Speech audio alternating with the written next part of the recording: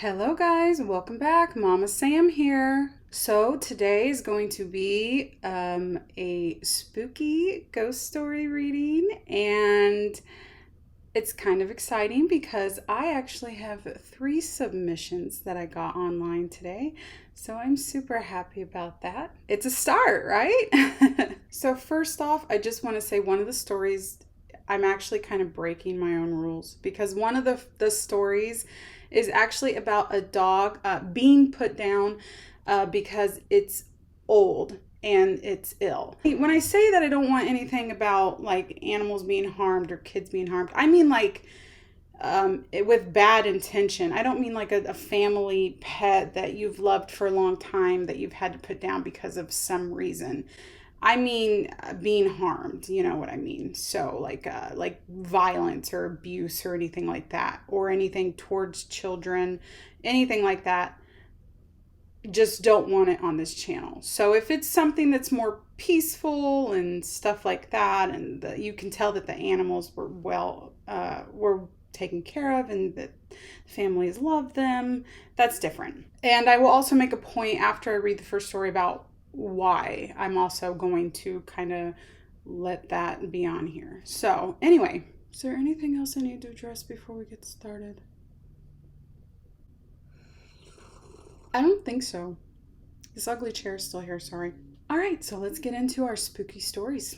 So story number 1 comes from Buzzed Cauldron. It says, as a disclaimer, I was an atheist at the time of this happening and spent the next 15 years as one. Only in retrospect now can I admit that this was paranormal because the memory of it happening is still so vivid.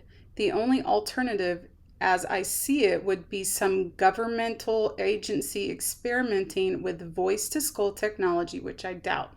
I also want to point out another thing that's very welcome for our spooky stories is conspiracy theories. I love those as well. I was 14 years old at the time, home alone in an old Victorian home in mid-December. Around 8 p.m. and it was already dark. I was wide awake, neither sleep deprived nor had I just been sleeping, so all of the normal excuses people make surrounding similar experiences and sleep paralysis can be rejected right away.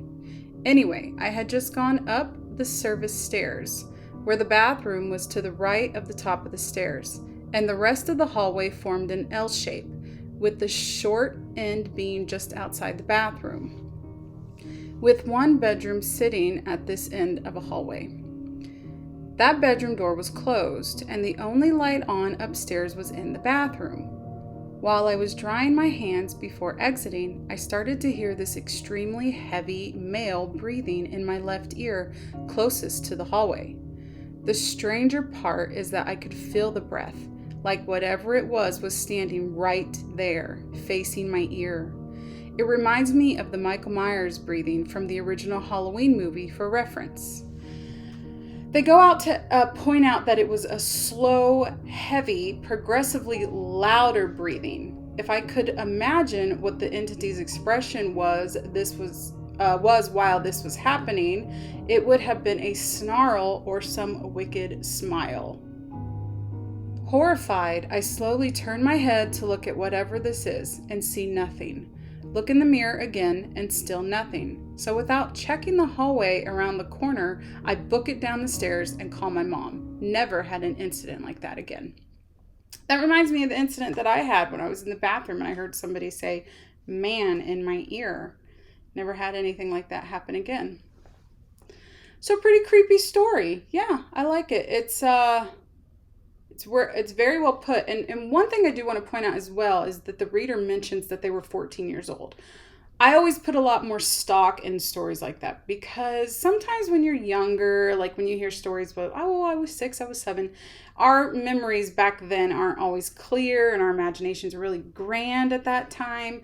So when you hear that somebody's like in their teens, their late teens, their early 20s, I think it gives a lot more credence to it. So okay, so story number 2 comes from Reddit user Seaworthy. In July 2019, I was stuck on flight standby lists trying to get back to LA from Chicago. After hours of waiting and hoping, I made it onto one of the last flights out of Chicago that put me at the Salt Lake City airport around 1 a.m. local time. Exhausted and with nothing more to do until the next flights started running at 6 a.m., I found the best spot on one of the hallway floors in the terminal to try to get some sleep. I, a 24-year-old female traveling alone, tried my best to get comfortable and eventually fell asleep in a completely empty room. Sometime after falling asleep, I woke up to see an older woman, short dark hair, maybe in her 60s or 70s, placing a dark cardigan over me as I slept. It sounds weird to type it out, but at the time nothing about it felt anything but comforting, as I was a little cold and again on the floor of an airport. I was awake enough to notice that she had a very kind face, very grandmotherly, dressed in plain dark clothes, no airport uniform or custodial outfit, and no bags that I could see. No purse, no carry-on, nothing but the dark cardigan she placed on top of me. I also don't remember seeing anyone else around at all, but I think I fell asleep fairly quickly after that without processing it much. I woke up around 5 a.m. as people began entering the terminal for the early flights, with the cardigan still on me. I remember looking around, not sure what to do with it, before folding it up and placing it on one of the windowsills and heading to try to get on the flight. At the time, it didn't feel weird, but every time I recount the story, I wish I had an explanation for why this lone grandmother was at the airport when there were no flights running and surrendered her cardigan to me without a word. I don't know. That one is a little strange. For the airport to be completely empty sounds weird to me. Now, maybe you can correct me. Maybe there are airports out there that are in smaller towns. Salt Lake City's a major city, so for it to be completely empty would be strange. I would think maybe she was asleep and maybe she imagined that it was empty. It could have been a little bit busier without her really knowing because she was so exhausted, not to mention flying and all that. It really does take a lot out of you. It's possible that it really was just a very kind woman that came up and put the cardigan on her. Although she didn't come back for the cardigan, which is a little strange, you know. I wouldn't want to put one of my sweaters on a stranger and then just not go back for it. I would go back and get it. I don't know. Anyway, thank you for the story, Seaworthy. And our last story, this is the one about the animals, so just kind of a trigger warning. If that kind of stuff upsets you, you might want to click away from the video, but just know that it is a very nice and respectful story. So this story comes from Edda Driagella. Oh, good Lord, I hope I said that right. I'm so sorry. Last summer, 2020, was the end of Sweet Molly Girl's life. A 14-year-old chocolate lab who lived a full, happy life with my boyfriend's family. Her health began declining in the beginning of June. She eventually stopped eating, drinking water profusely, and it was clear to us the end was near. Molly was not an only dog. We had another dog named Jeter, a 9-year-old shepherd collie mutt mix, a very sweet pup who spent his whole life with Molly. After an at-home vet visit due to COVID and blood work was ran, we were informed her liver was failing.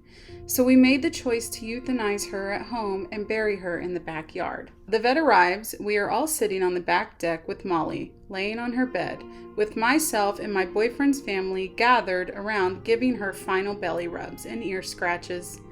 Jeter is barricaded on the deck with us, just doing his own thing, sniffing around and nudging at his toys, and seemingly unbothered. The vet administers the first dose of medication and waits a few minutes to give the euthanasia so we can say our goodbyes. Almost immediately after Molly is shot up with the drugs to end her life, Jeter starts freaking out. He is pacing, crying, whining. This lasts for a few seconds. He stops and comes over and gives her a final lick on the head and then lays in the corner. The vet explained to us that Jeter probably just watched Molly jump over the back fence and he knew she was no longer with us. I'm not too sure how to end this other than animals are incredible, and as sad and heartbreaking as that day was, it was equally as fascinating to see how aware our pets really are to energies, spirits, and souls. Jeter was depressed for a little while after Molly was gone, but we brought home another lab puppy at the end of the summer, and she seemed to fill the space Molly left. That's so sad.